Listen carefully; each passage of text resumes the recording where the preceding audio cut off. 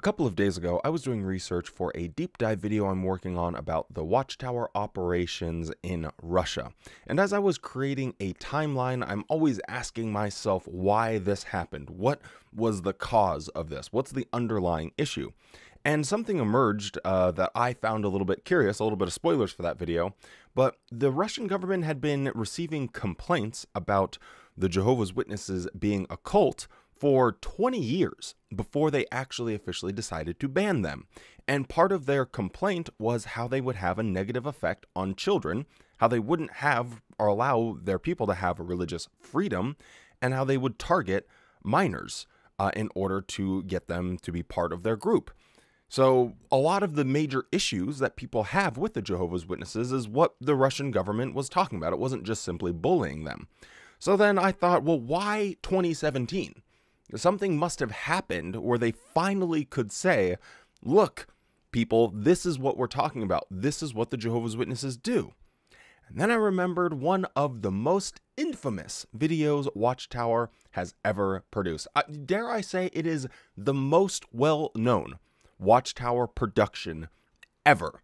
I think if you are an ex-Jehovah's Witness, if you are a Jehovah's Witness, if you are anyone that has researched Jehovah's Witnesses, if you are a journalist, you've seen this, if you are covering a court case involving Jehovah's Witnesses, I bet you've seen this. It's been shown on like news broadcasts, linked in news articles. I think it is their most well-known video. The Shunning video, the famous one where the girl tries to call her mom. So out of curiosity, I went to their website, and just the easiest way to find this video is to type in their search bar, shun or shunning, and it was the first thing that would pop up for videos. But this time it didn't. And then I realized that the video was gone. They scrapped it. You can't make this stuff up. Let's talk about it.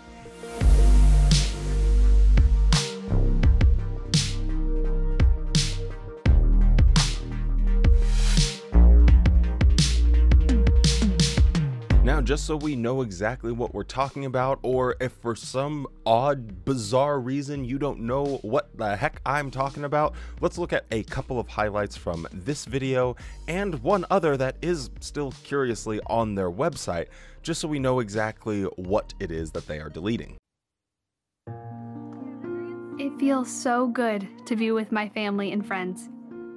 When I'm with the brothers and sisters in our congregation, it's the best place I could be. My children and I are so happy now.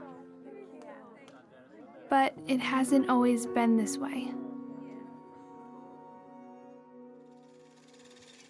My parents were missionaries when my mom got pregnant with me. Mom and Dad were very zealous, and people just assumed that I would follow in their footsteps. And for a while, I did. I was the model child who was always held up as an example. Sure, the attention boosted my self-confidence, but it also put me under enormous pressure. It was like everyone was watching me, and I couldn't make a mistake.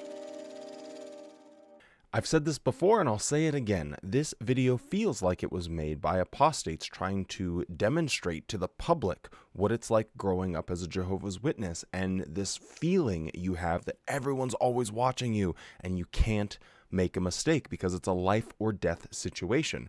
And another important thing to remember is they show her being a model child. She's getting baptized when she's a little child. So the whole idea that they only baptize people that have full cognition of exactly what's going on, you could not convince me that a 7 or 8-year-old has a detailed understanding of Watchtower's history and their practices, because they simply don't. So this video is wrong in all of the right ways. In my mid-teens, I began to feel torn. I liked the truth, but I felt so confined. I didn't tell anyone how I felt. I just pretended everything was all right and went through the motions. I envied kids who didn't have to live under so many restrictions. And if they got the truth later in life, they got to experience the best of both worlds.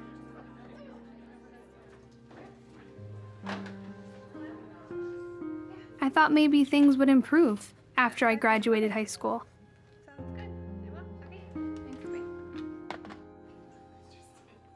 But then at my new job, I met Eric. He truly understood me. He made me feel special. And I loved him. I loved him.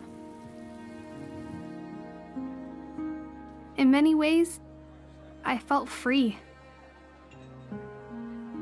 For the first time in my life, I could just do what I wanted. It wasn't long before our relationship became intimate. I felt guilt at first, but after a while, it just seemed that this is what two people who love each other do. And I was willing to give up everything for him. Everything. And the difference about how she talks about Eric versus how she talks about growing up as a Jehovah's Witness is lost on literally no one. Everyone that's not a Jehovah's Witness looks at this and sees she doesn't love being a Jehovah's Witness, but she does love Eric. And yet it's wrong. The one thing that she does feel an emotional connection with, something that she of her own cognition wants to do, she is torn about it. She's not allowed to explore these feelings because it's wrong. Looking back, my parents tried hard to do the right thing. To do things Jehovah's way. But because I didn't have a hatred for what's bad, I couldn't see anything wrong with my choices. This eventually led me to do things I later regretted. I ended up getting disfellowshipped. Sonia Erickson has been disfellowshipped. It crushed my whole family. Okay, to continue the meeting, we may remember last month's service. Now, if you're trying to talk about this with anyone who's a Jehovah's Witness, I've anticipated what their excuse is going to be. Oh, well, that video talks about disfellowshipping, and we don't call it disfellowshipping anymore. We call it removal. They're just removed from the congregation. So that video is out of date. They had to take it off of the website because they called it disfellowshipping. Well, here I've made a little montage for you so you can clip it and ship it to anyone that gives you this obvious apologetic. Some mates are disfellowshipped. For example, how to treat disfellowshipped ones. True, once in a while such trust is misplaced. A few commit serious sins and have to be disfellowshipped. Stop keeping company with anyone who gets disfellowshipped. We're separate, a boundary. Oh, how my siblings were hurt. It cannot be explained how, we were very wounded in our hearts. When my parents divorced, my father was disfellowshipped. It was very hard to be separated like that. I missed my dad a lot. When my mom started to drink, I also felt abandoned. Because I knew what she had been doing, I was not surprised when after some time she was disfellowshipped. But of course I felt very hurt and sad. Some among us have very close family members or friends who have left the truth and are now disfellowshipped, and that's painful. Now, when emotions are running high, it can cause us to question decisions made by the elders, or maybe to struggle with the direction on how to deal with disfellowshipped ones. It tests our faith. And inactive and disfellowshipped persons, or perhaps a family member or a close friend is disfellowshipped. We have no control over the situation. When I heard that she was disfellowshipped, it just completely hit me so hard. And as our Watchtower recently made the point, thousands are disfellowshipped every year from Jehovah's family. Then a short time later, a sibling is disfellowshipped.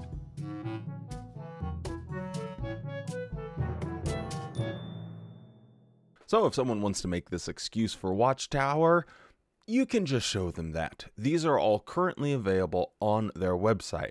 Instances where you have the leadership of the Jehovah's Witnesses saying that they disfellowship people, and that, because as a consequence of that, your relationship changes. There is a boundary, a separation. You can disfellowship children, you can disfellowship parents, and when a parent is disfellowshipped, there is a separation. We miss them. All of these terminologies are used.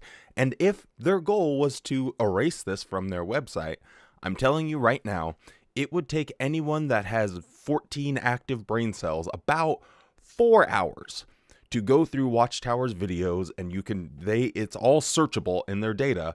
You could search for this, all the times they find disfellowshipping, okay, boom, and edit those out, and one person could do this in about 4 hours. So no, I will not accept the excuse, well, it takes a lot of time to try and figure all this out. It doesn't. They are lying to you. That is making an excuse for Watchtower. This is not about trying to change away from the word disfellowshipping because you don't disfellowship people anymore. It's this specific video that they wanted gone because it's embarrassing them whenever it gets presented to journalists and government officials. Later, my father explained to me that I couldn't remain in the home because I refused to change my lifestyle. He told me I was having a negative effect on my younger brother and sister. Then I'm out of this house.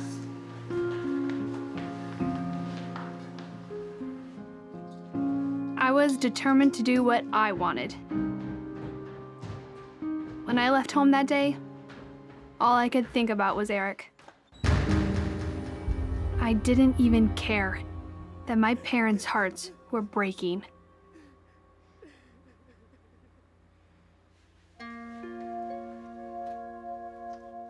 I didn't think about the devastation and disappointment that I had caused them.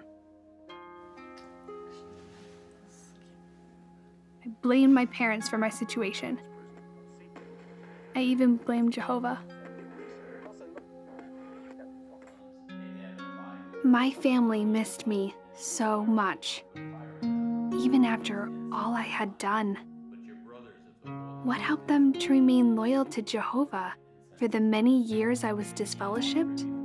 It was the Bible account of Aaron. Jehovah directly judged 2 of Aaron's sons and put them to death. In this case, Jehovah asked Aaron and his family not to mourn, in order to show the entire nation that they supported Jehovah's judgment. Mom and Dad saw that they needed to be loyal, just like Aaron. They loved me and wanted me to come back to Jehovah. I tried to contact them. I just wanted to talk and to hear their voice. I missed being with my family. And they thought about reaching out to me. But they knew that if they had associated with me, even a little, just to check on me, that small dose of association might have satisfied me. Now imagine you're a Watchtower lawyer trying to make the argument and say under oath that no, normal family relationships continue, as they're just removed from association in a spiritual sense. They don't worship together. The person can still go to the Kingdom Hall. They can still talk to their family and everything. You try and make those arguments, and then the other attorneys play this video on a big screen for everyone to see. You would feel like a fool. You would look like a fool because you would be a fool to try and argue that. So now these goofballs think that the right idea is to have Cheetos all smeared all over the face. You got the Cheeto dust, your fingers are orange, you're like a little kid, but then you throw the bag away and say, I wasn't eating any Cheetos. Cheetos, what are you talking about? It's not as if these things don't exist. It's not as if the world doesn't remember. It's not as if this will just go away. This is a policy that's in place, and they need to come out and make a clear distinction between what their rules were and what their new rules are. See, it's my opinion that Watchtower thinks that they can try and do this very slow, gradual process of changing the culture of disfellowshipping, removing, without it being like a sudden shock to people. Because if they came out and said, hey, sorry, all of you people that have gone through the heartbreak of having to shun and pretend that your son or daughter is dead for decades, we're just going to say, you know what, sorry, our bad. That wasn't God's direction. It would piss those people off so much. They would be livid if for all this time they were thinking it's a loving provision from God. Hopefully they'll come back. And now someone else has their son or daughter disfellowshipped, or their brother or sister or whatever the case might be, and they just get to continue normal family relations. That would have a fallout with the Jehovah's Witnesses that have been shunning people for years. So Watchtower is stuck in this limbo, hoisted by their own petard, if you will. They don't really know what to do. And I think their idiot brains say, what if we have a slow, gradual cultural shift about how we think about disfellowshipping, how we talk about disfellowshipping, and move it closer in line with what we tell the public. But we still don't come out and say it overtly, therefore we don't piss any of the people off that have been doing it for years. I think they're trying to just have it both ways, playing both sides, because they have correctly identified the issue that they have with changing the shunning policy. If you change it tomorrow, people are going to be like, well, why the hell have I been forced for decades of my life have been lived without my children, I don't even know who my grandchildren are. And now you're telling me you made it up all along? That would cause a massive fallout. So I find it really interesting that they're trying to do a little kid holding the thing behind their back, even though they're covered with the Cheeto fingers. I don't think it'll work. I think it's kind of dumb. I think if they want to go ahead and change this, you need to just be a little bit honest. You need to say we messed up. You need to just come out and deal with the fallout from that. Doing it in this slow, gradual way, it just won't be effective. It just won't. You need to say, especially when it comes to the courts, you need to say, no, this is what we did, but this is our new policy. We have changed our policy. You have to be able to point to something specific, because if they say, oh, well, it's not on our website anymore, it's like, okay, but what did you do to tell your members who you've showed this video to that this is no longer the procedure? That is the first question that will be asked of them. If this is presented, a judge will ask that. So how did you inform your members that this policy has changed? That is the first question that will be asked, and that is when they'll look like idiots again. And you have to address the problem head on. Now, because we're here and talking about it, we may as well revisit another thing that received one of the fastest hot fixes I have ever seen when it comes to spiritual food at the proper time. If you remember at the 2023 convention, 2022 convention, it was the 2022 or 2023 convention, there was a video that was set to be released, but it only lasted like 2 weeks, making the rounds of conventions because it had to do with shunning. And there were media reports about this video showing what Jehovah's Witnesses are saying about shunning. And so they initiated their hot fix, and they sent out a letter to elders and convention directors to not play this specific video at a convention. They wanted to sweep it under the rug, pretend like they had never even made it in the first place. But again, the internet remembers. We will hold their feet to the fire. So let's just have a quick look at that since we're talking about it.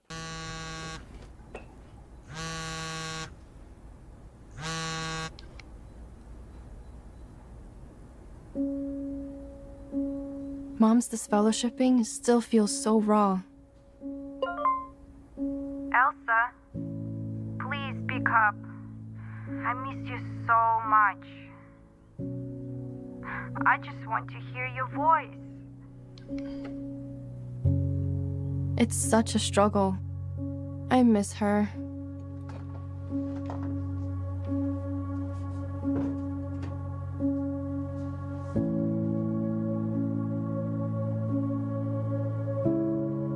She taught me the truth, gave me a stable life.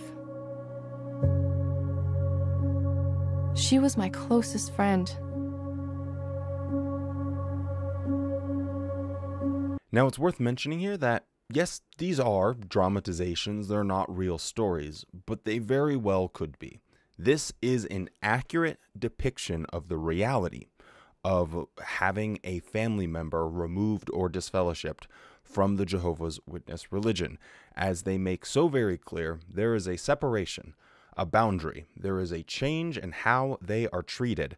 So if your mom or your daughter was your best friend and you desperately just want to bake cookies and go to a museum, go for a walk through a park, sit down and watch Dancing with the Stars and make some lasagna, you can't do that anymore.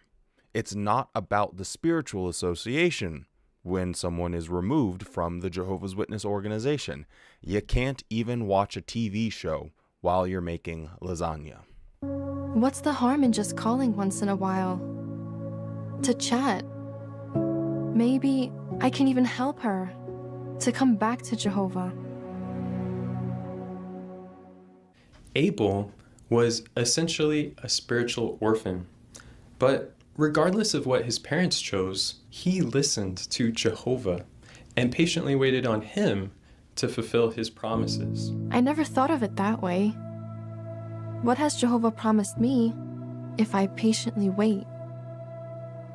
Spiritual brothers? Sisters?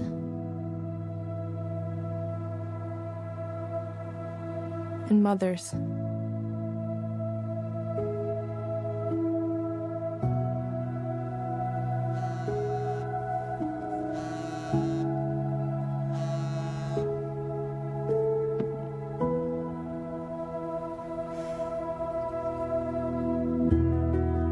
Social isolation with a smile on your face. And you know what? It's actually not that bad, because I will just replace my mom or my brother or my father or my friends. I will replace them with other Jehovah's Witnesses. I don't even need my family, do I? Because I can just replace them. This is social isolation at its worst. Now, I debated whether or not to even put this in the video because I think it's really funny that this next video that I'm about to show is still on their website. But I guess we could start the timer now and see just how long it stays up. So the last one we just watched, that was scrapped from the convention. They got rid of that one. And it looks like they want to make sure that they don't have any evidence of parents or children being separated from their family because of this disfellowshipping rule. But the idiots at Watchtower HQ still have this on their website, and I'm sure someone else probably will notice this as well, so that's why I'm just going to include it in this video. So let's take a look. My name is Gabriella. Ben and I have always enjoyed attending the meetings. But lately, it's been difficult. Something was missing. Our son.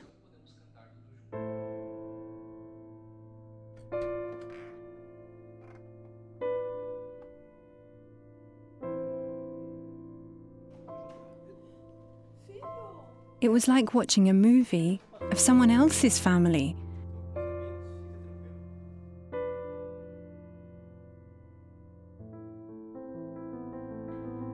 I couldn't believe this was happening to us.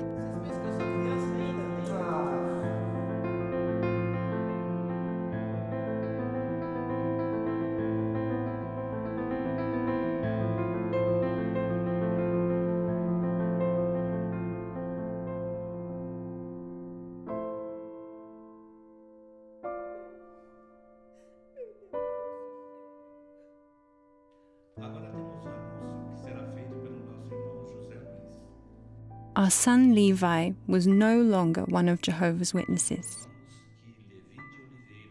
Now, the fact that they kept this one on their website is still just incomprehensible to my little peanut brain here.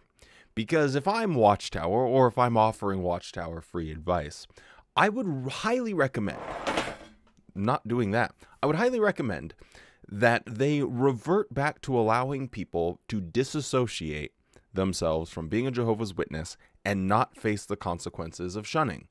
If you're trying to argue about your belief, how your beliefs need to be protected, and it's all about the spiritual thing and people are removed because of sinning, okay, cool, fine.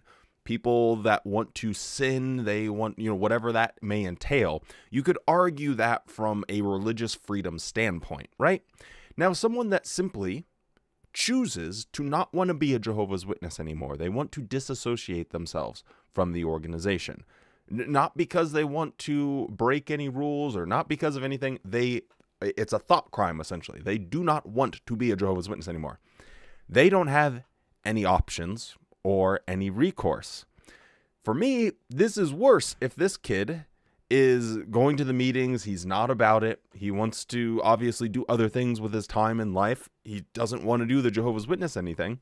And so he writes a letter of disassociation.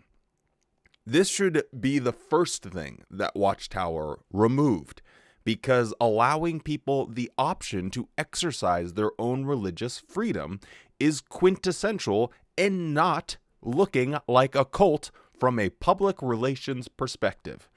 If a court can still watch this video and say, wait, so someone can't just decide to be of a different religion without facing the consequence of losing his family. This video is almost worse in a way than the Sonia Erickson one.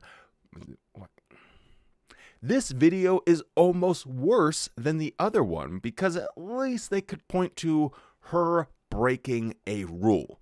Here, it's not about breaking a rule, it's a choice that I don't know if he's a minor, but a child, looks like a kid, acts like a kid, talks like a kid, must be a kid, that their child is making is to no longer be one of Jehovah's Witnesses. So this is a violation of religious freedom. It simply is. And another reason why I get annoyed when Watchtower is always crying, boo-hoo, we don't get our religious freedom. And I kind of just think to myself, shut up. Like, honestly, stop talking. Silence yourself. You don't give people religious freedom. So don't come crying to anyone when you don't get the same treatment that you don't offer for other people. The elders and friends in the congregation were so supportive and understanding.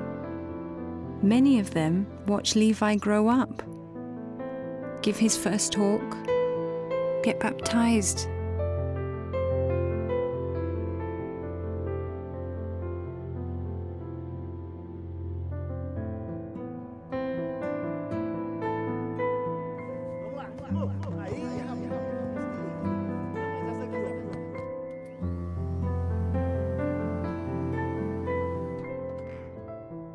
I was so torn. I was disappointed in Levi for leaving Jehovah, but I was more disappointed in myself. I felt like we failed him somehow.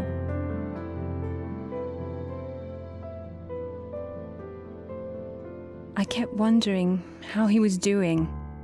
Was he okay?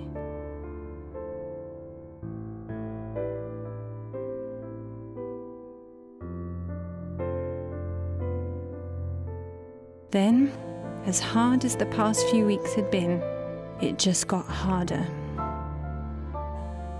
I knew what the Bible said about quit mixing in company with anyone who is not living according to Christian standards, but I never thought that scripture would one day apply to me.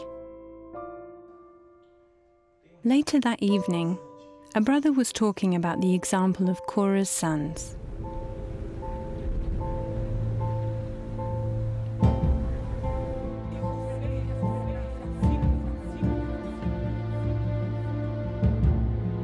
Jehovah confirmed that he was using Moses to lead his people, not Korah. When the people were told to move away from the rebels' tents, what would Korah's sons do? Would they put loyalty to family ahead of loyalty to Jehovah?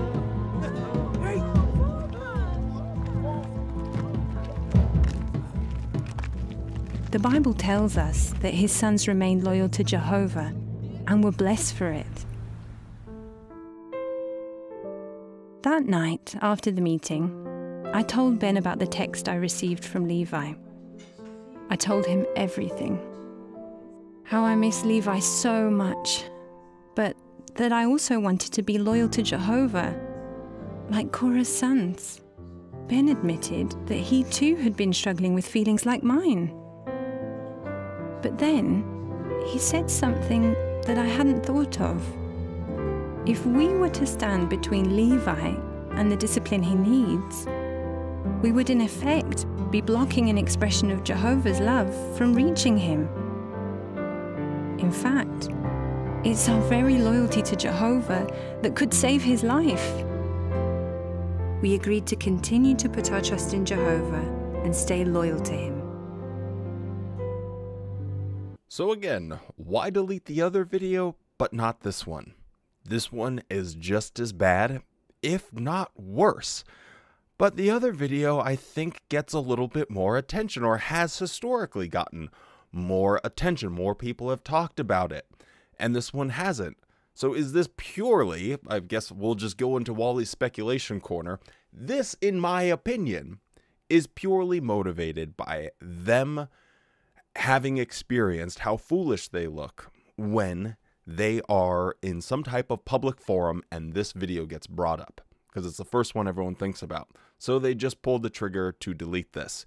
Whatever nonsensical apologetic you're going to get from a Jehovah's Witness, you can just discount, because there are other examples that exist on their website. So the fact that they're doing this one in particular, it tells me that this is reactionary. This has nothing to do with the Bible or God. This is a man-made real estate investment company that is trying to change their PR. Now, all of that aside, my personal feeling about this is that they still owe some type of statement or apology to the people that have been shunning their family for decades. They need to come up with something. I don't know what that something is, but I know if it was me and I had shunned my kids and I had shunned never knew my grandkids, and then the guy next to me was able to have full relationship now because he didn't live in the same Watchtower, I would be very upset. And if they try and slowly, gradually make these changes, that fact isn't just going to go unnoticed in my brain. If I'm the person that's doing the shunning, I will notice. It is the most dramatic, traumatic thing when you are separated from your family like this. This is why YouTube channels like this even exist in the first place, is because we all have felt this pain of shunning.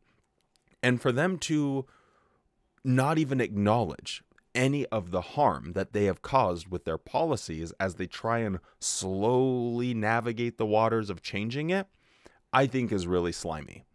I think it leaves a bad taste in people's mouths about people that don't stand on business. They don't stand up for the thing that they believe in, and they just go and cry in a corner like a sniffling little worm.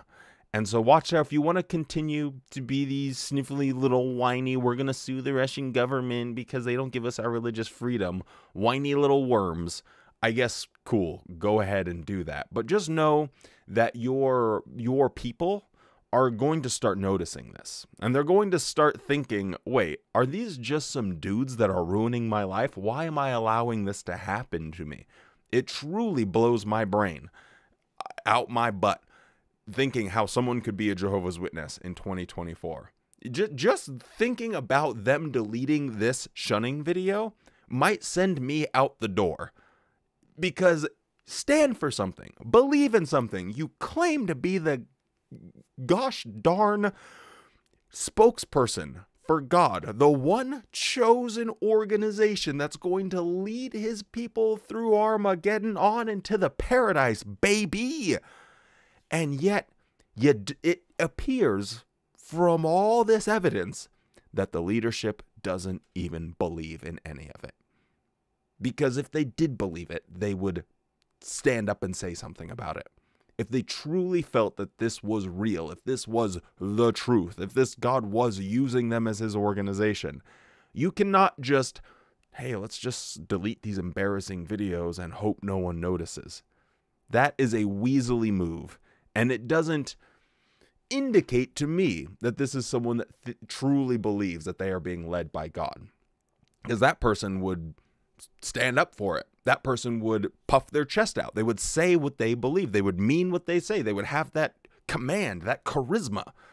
But these guys got no riz whatsoever. Anyway, I've ranted and rambled about this for about as long as I can take. So that's all I got for you on this here Saturday afternoon.